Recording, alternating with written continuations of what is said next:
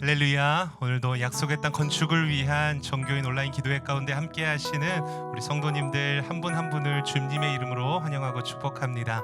오늘도 각 처소에서 우리가 비록 대면하진 않지만 또 하나님께서 임재하셔서 또 우리 기도를 통하여서 크고 놀라운 일들을 행하실 것을 기대합니다. 오늘도 그 마음을 담아 그 기대를 담아서 함께 전심으로 주님만을 바라보며 함께 찬양하며 나아가겠습니다. 이 세상을 살아가는 동안에 나의 힘을 의지할 수 없으니 기도하고 낙심하지 말 것은 주께서 참 소망이 되심이라. 하나님의 꿈이 나의 비전이 되고 예수님의 성품이 나의 인격이 되고 성령님의 권능이 나의 능력이 되길 원하고 바라고 기도합니다. 주의 길을 걸어가는 동안에 세상의 것 의지할 수 없으니 감사하고 낙심하지 말 것은 주께서 참 기쁨이 되심이라. 하나님의 꿈이 나의 비전이 되고 예수님의 성품이 나의 인격이 되고 성령님의 권능이 나의 능력이 되길 원하고 바라고 기도합니다. 하나님의 꿈이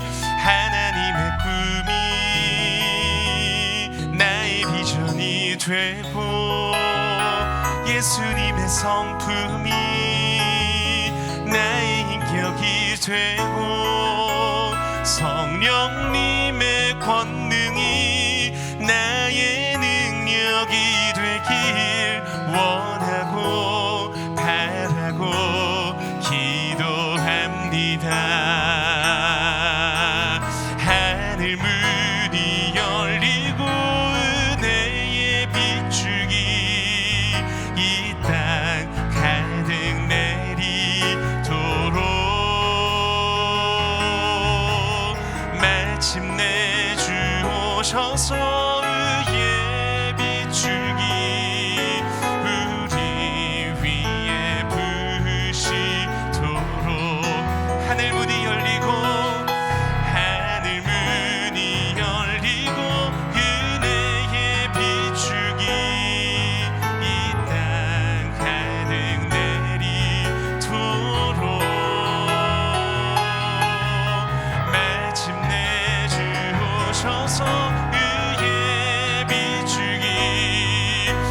우리 위에 우리 다시 한번 전심으로 고백합니다. 하늘 문이 열리고 하늘 문이 열리고 은혜의 비추기 이 땅 가득 내리도록 마침내 주 오셔서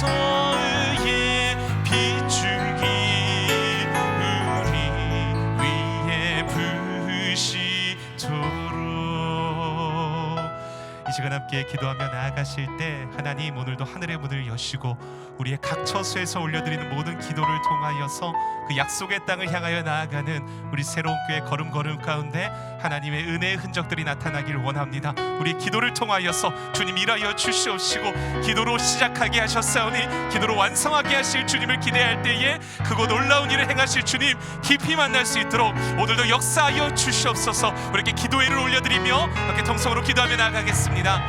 사랑과 은혜가 풍성하신 하나님, 오늘도 우리의 기도를 통하여서 하나님의 선하신 뜻이 이 땅 가운데, 우리의 교회 가운데, 그 약속의 땅을 향하여 나아가는 모든 걸음걸음 가운데 나타나기를 간절히 바라고 원하고 기도합니다. 하나님, 오늘도 온라인으로 드려지는 이 기도회를 통하여서 하나님의 선하신 뜻이 임하여질 수 있도록 우리를 사용하여 주시옵시고, 하늘의 문을 여시고 폭포수와 같이 부어주시는 그 은혜의 물결이 우리 새로운 교회의 제2의 부흥의 물결로서 온전히 이어질 수 있도록 주여 역사하여 주시옵소서.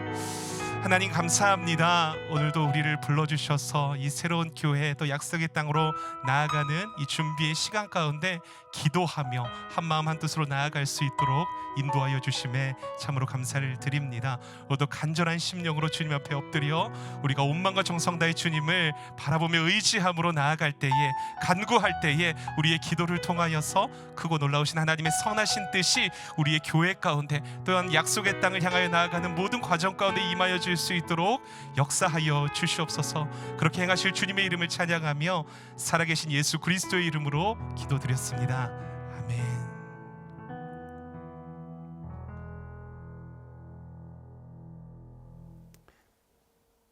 샬롬. 오늘도 세상 한가운데서 쉽지 않은 하루를 살아내셨을 우리 성도님들 모두에게 하나님의 은혜와 격려가 있기를 축원합니다. 그래도 힘든 하루 끝에 우리 함께 온라인 기도회로 마무리할 수 있으니 얼마나 좋습니까?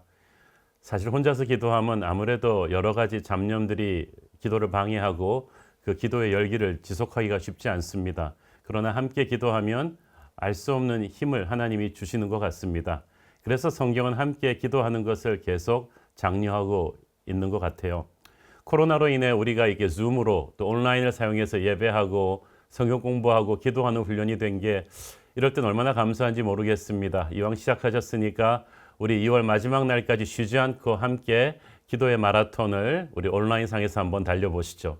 지금 우리에게 주신 하나님의 말씀은 시편 4장 1절 말씀입니다. 함께 읽어보겠습니다. 내 의의 하나님이여, 내가 부를 때 응답하소서. 곤란 중에 나를 너그럽게 하셨사오니 내게 은혜를 베푸사 나의 기도를 들으소서. 이 말씀은 다윗이 아들 압살롬의 반역으로 인해 권좌를 빼앗기고 도주할 때 쓰여진 시편입니다. 왕이 권력을 잃는 것도 기가 막힌 일인데 그것이 자기 아들의 배신으로 인해 생긴 일일 때는 그 고통이 얼마나 심했겠습니까? 4년이 넘는 시간 동안 압살롬은 모든 면에서 치밀하게 반역을 준비했습니다. 무기와 병사들을 모았고 사람들의 민심도 자기 편으로 끌어들였고 인재들도 모았습니다. 마침내 헤브론으로 내려가서 반역에 횃불을 올리고 군대를 몰아 예루살렘으로 진격해 올 때 거칠 것이 없었습니다. 워낙 준비가 철저했던 탓에 순식간에 압살롬의 반란군의 세력은 엄청나게 커졌고 다윗의 작전 참모였던 아히도벨까지 자기 편으로 끌어들이면서 반란군은 날개를 단 듯이 빠르고 강하게 도성으로 몰려왔습니다. 사무엘하 15장에 보면 전령들이 뛰어들어와 이 급박한 상황을 다윗에게 보고하면서 한 말이 더 기가 막히죠. 이스라엘의 인심이 다 압살롬에게로 갔습니다. 반란군이 이제 백성들의 전폭적인 지지까지 등에 업었습니다. 군세력의 열세가 문제가 아니었습니다. 민심이 이반된 게 더 큰 문제였죠. 압살롬은 4년 동안 예루살렘을 비롯한 주요 도시들에서 다윗 왕에게 재판받으러 오는 백성들의 아픔을 대신 달래주고 위로해주며 그들의 마음을 사로잡았습니다. 그렇게 해서 서서히 바닥 민심을 자신에게 끌어모으는 데 성공하죠. 그러니까 반란이 터지자 사람들은 너나 할 것 없이 압살롬의 깃발 아래 모여들었습니다. 반란군의 엄청난 군세에 밀려 다윗 왕은 어쩔 수 없이 수도 예루살렘을 버리고 도주할 수밖에 없었죠. 이때 다윗의 나이가 60세, 압살롬은 28세였습니다. 젊은 시절 사울에게 쫓겨 10년이 넘게 광야 생활을 했던 다윗이 이제 60이 넘은 나이에 다시 광야로 쫓겨가게 되었습니다. 그 당시 사람들은 아마 이제 다윗이 끝난 것으로 생각했을 것입니다. 정말 외롭고 힘든 시간이었습니다. 그래서 우리는 이 배경을 염두에 두고 오늘의 본문 시편 4편을 읽어야 합니다. 이 시편 4편은 다윗이 예루살렘에서 이렇게 도망 나온 지 이틀째 되던 밤에 기도하면서 쓴 묵상 노트입니다. 가진 모든 것, 권력과 명예와 돈을 다 잃어버린 그 절망의 시간, 자기 친자식에게 배신당한 그 부모의 아픔, 한때 자기에게 충성을 바쳤던 부하들과 백성들이 다 압살롬의 편이 되어서 자기를 죽이려고 하던 그 고통스러운 시간을 다윗은 어떻게 이겼겠습니까? 기도로 이겼습니다. 그런 맥락에서 오늘 1절 말씀 다시 읽어볼까요? 내 의의 하나님이여 내가 부를 때에 응답하소서. 곤란 중에 나를 너그럽게 하셨사오니 내게 은혜를 베푸사 나의 기도를 들으소서.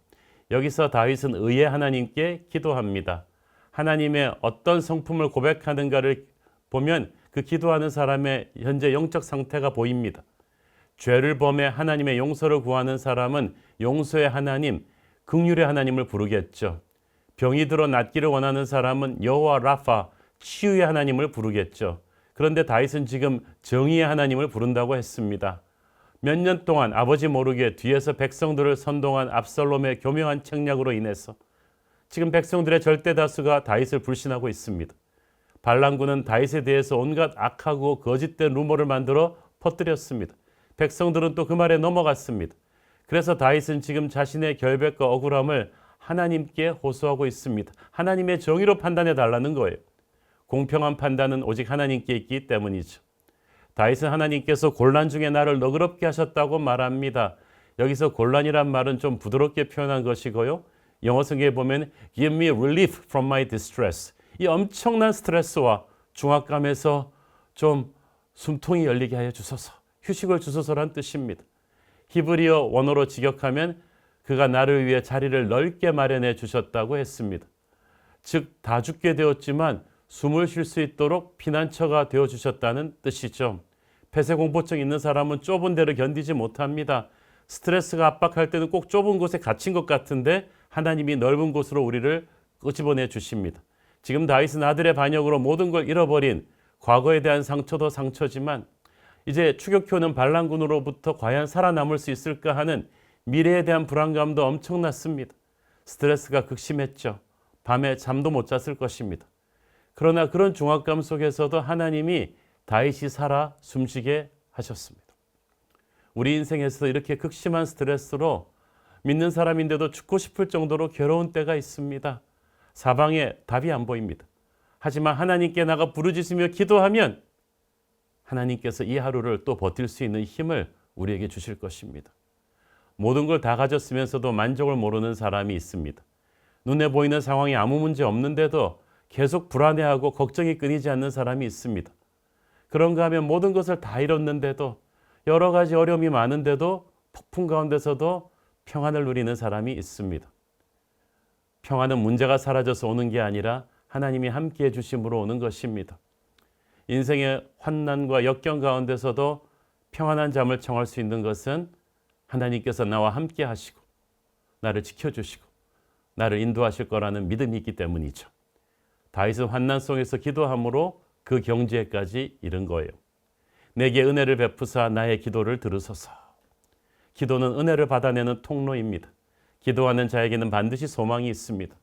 사방이 다 막혀 있는 것 같아도 기도하는 자에게는 하나님이 열어주시는 길이 열립니다. 그러므로 살고 싶으면 기도해야 합니다.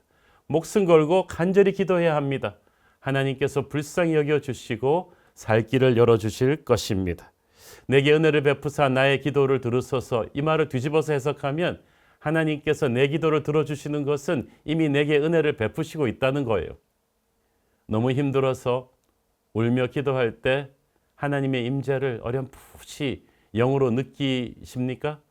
그렇다면 이미 하나님의 은혜가 우리에게 임하고 있는 것입니다. 오늘 그 은혜를 감사하면서 기도하시겠습니다. 하나님 은혜를 감사합니다. 절박한 상황 속에서 모든 걸 다 잃고 쫓기던 다윗이 기도로 살아났듯이 오늘도 힘들고 어려운 상황 속에서 답이 보이지 않을 때 우리가 기도로 살게 하옵소서. 예수님 이름으로 기도했습니다. 아멘. 하나님의 축복이 또 함께 기도하는 여러분 모두에게 있기를 축원합니다.